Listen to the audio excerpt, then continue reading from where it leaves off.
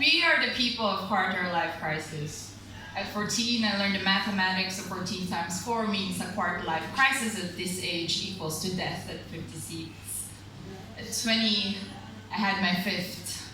We members of the discontent, disinclined, and dissatisfied. We are the children who wrote eulogies before we learned to write reports. The kids who wrapped presents with their wrists and ripped them open every Christmas Day, born in a generation blamed by the generation before us, who looked at the world and fashioned their own Tower of Babylon, made themselves into an iron throne out of the successes they've defined in cash flow, in properties, and credit card debts, pumped into us the same ideology of 3x3 spaces and a nuclear family, pieced our lives in a dogma of consuming as much shit as you can so you can fill that burning hole in your soul with the burning hole in your pocket. After all, who has time to worry about salvation when you're worrying about survival?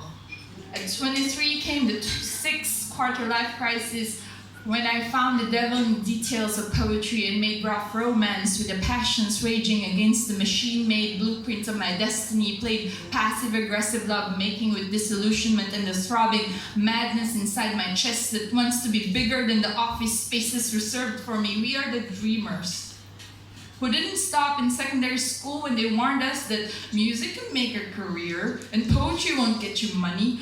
And we were mocked that we tried because we dared to not resign into desk job fates and CPFs even when our government remains man-spreading over successes of the artists and athletes it didn't cultivate. We spoke against the boxes they create, so they tried to control the volume of our rage. Once, I met a boy whose voice could raise goosebumps of the dead.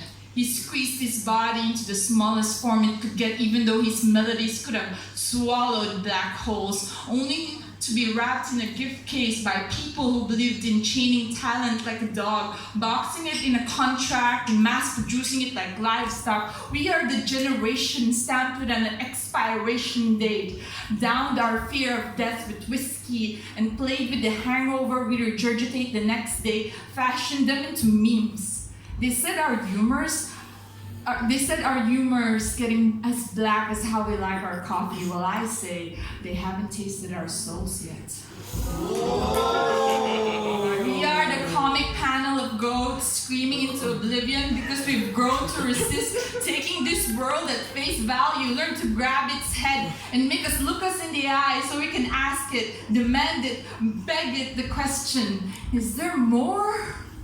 We are the artists spending our days crowding spaces with the park lingerers. We projector hordes, sharing duty-free gin and warm tonic and mouthing every line to Fight Club unironically.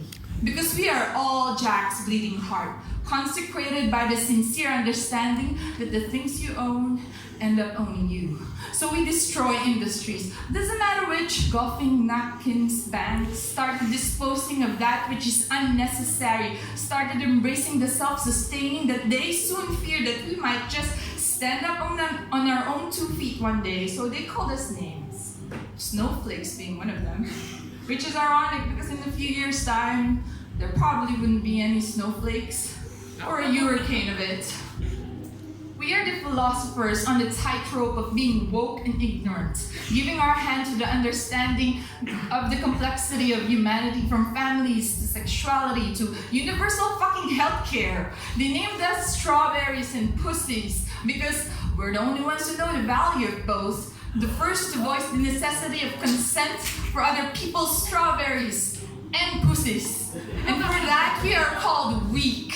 Because we'd rather have safe spaces than start wars, rather open discussions than pull triggers, rather piece our identities with our wounded fingers than give in to the megaphone of consumerism, selling us conveyor belt lifestyles in catalog pages at discount prices. We are the poets drinking stale beers writing our anxieties into student loan receipts. We keep getting every year. The musicians pulling off gigs in places that justify lowballing for exposure.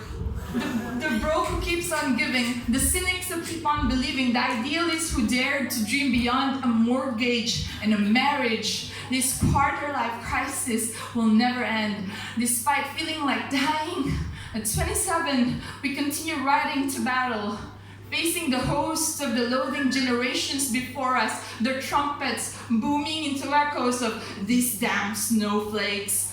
Yet we will be unbowed, unbent, unbroken, because ours is the fury. This world is our future, our family, our duty, our honor. We may not know everything. We may even we may even know nothing. But like it or not, the millennials are coming.